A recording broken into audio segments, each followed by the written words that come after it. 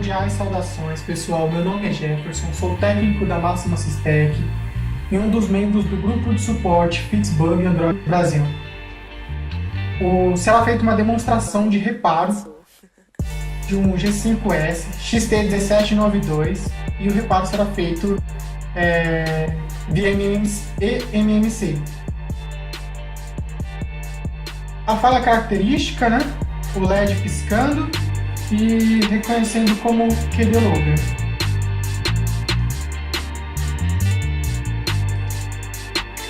Já tem o dump pronto, como o colega disponibilizou.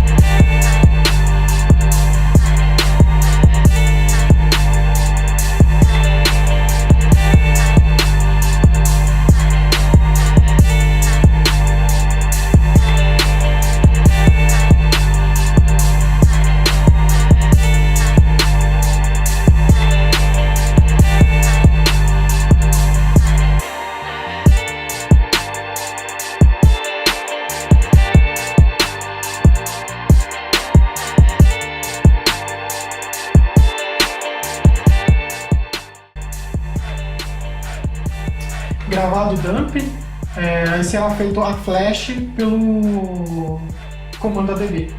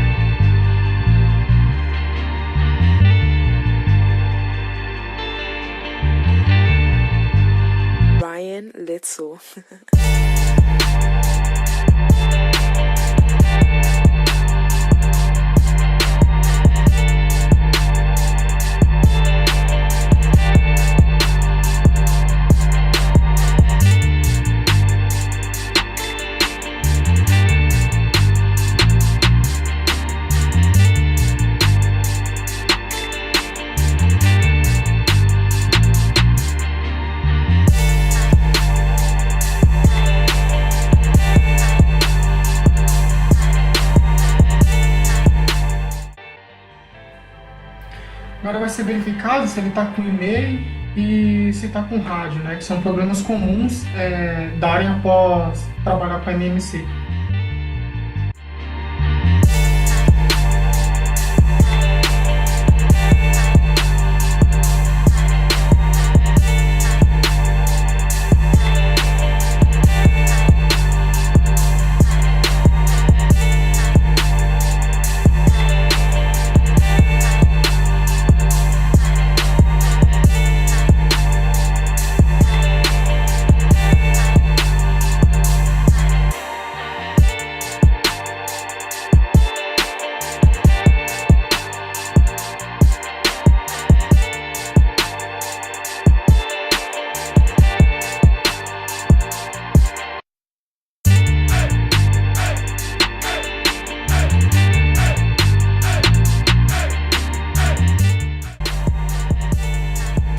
E assim o serviço está pronto, né?